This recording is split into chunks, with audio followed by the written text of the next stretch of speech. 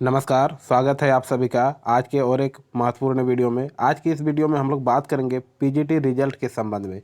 PGT की जो परीक्षा हुई थी लगभग 2.5 महीने हो गए, लेकिन अभी तक इसका रिजल्ट प्रकाशित नहीं हुआ है। कारण क्या है ये हम लोग जानेंगे।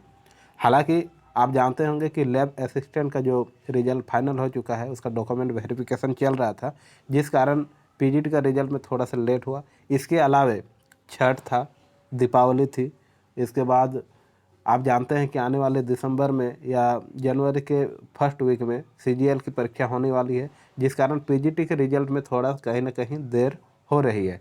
तो इसके लिए आप धैर्य बनाए रखें और अफवाहों से बचेंगे। अफवाह किस प्रकार की आगे हम लोग जानेंगे वीडियो में, तो वीडियो में अंत तक बने रहेंगे, क्योंकि हम देख रहे हैं कि पीजीटी रिजल्ट प्रकाशित होने में क्यों हो रही है इतनी देर। इसी के संबंध में हम लोग बात करेंगे। ठीक है, वीडियो में अंत तक बने रहेंगे।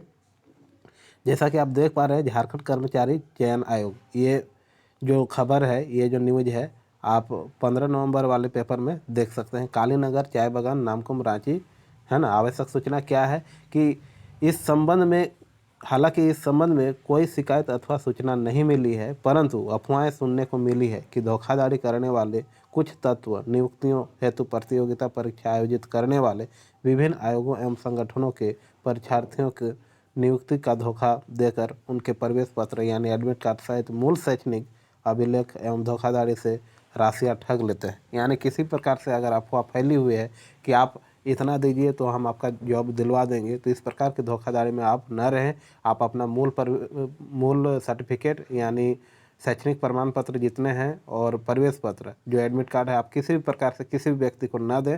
इस प्रकार की अफवाह जो फैल रही है कि घूसखोरी हो रही है, धोखाधड़ी हो रही है, इस प्रकार के धोखाधड़ी झारखंड में नहीं चलने वाली है। ठीक है, बात करते हैं आगे, जिससे कि ठगे गए परीक्षार्थी की स्थिति वैधत जैसी हो जाती है।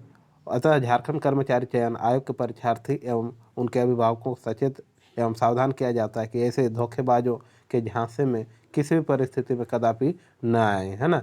अन्यथा उन्हें अपने मूल शैक्षणिक अभिलेखों और धोखे की राशियाँ नुकसान होगा।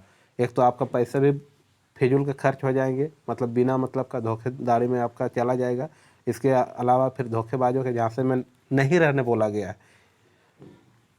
फिर विदित हो कि आप जानते हैं कि आयोग द्वारा प्रमाण पत्रों के सत्यापन के समय प्रवेश पत्र यानी एडमिट कार्ड सहित अन्य संबंधित दस्तावेज यानी आवेदन पत्र में अंकित सभी प्रमाण पत्र मूल रूप में मिलान के लिए देखे जाते हैं, यानी डॉक्यूमेंट वेरिफिकेशन के लिए आपको मांगा जाएगा, न कि छाया प्रति या अभिप्रमाणित प्रति। आपको छाया प्रमाणित, अभिप्रमाणित या छाया प्रति, किसी भी प्रकार के अगर छाया प्रति यानी जेरोक्स है तो उससे आपका मान्यता नहीं मिलने वाली। इसलिए आप डॉक्यूमेंट अपना रेडी रखें, तैयार रखें।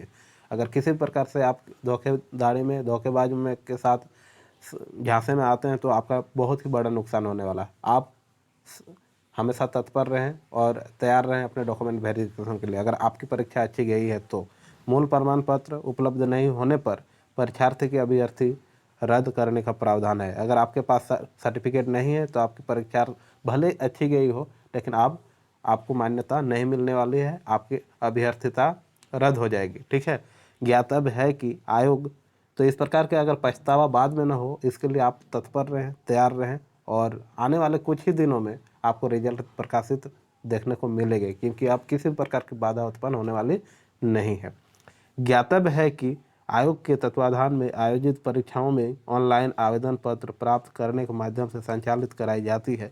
किन किन विषयों की परीक्षाएं किन केंद्रों पर संचालित की जाएगी, किन परीक्षार्थियों का परीक्षा केंद्र कौन सा होगा, परीक्षा प्रश्न का चयन कौन विशेषज्ञ करेंगे, प्रश्न कौन से होंगे, उनके उत्तर क्या होंगे, किस परीक्षार्थी कौन कौन सा प्रश्न सेट उत्तरित करने हेतु दिया जाएगा, ऐसे किसी भी बिंदु पर किसी भी प्रकार की कोई भी जानकारी संबंधित परीक्षा की समाप्ति तक आयोग ने किसी भी स्तर के कर्मी या पदाधिकारी को नहीं होते हैं। ठीक है, आयोग के किसी भी स्तर का कोई भी कर्मी या पदाधिकारी किसी परीक्षार्थी को किसी भी प्रकार की कोई मदद करने की स्थिति में नहीं रहता। अतः परीक्षार्थी एवं उनके अभिभावक सावधान रहें कि यदि कोई भी व्यक्ति आयोग के किसी भी स्तर के कर्मी या पदाधिकारी से पहचान होने अथवा आउटसोर्सिंग एजेंसी के किसी भी व्यक्ति से पहचान होने का दावा करते हैं, हुए कोई मदद पहुंचाने का धोखाधड़ी देकर मूल शैक्षणिक अभिलेखों या अवैध राशि मांगता है तो अविलंब घटना के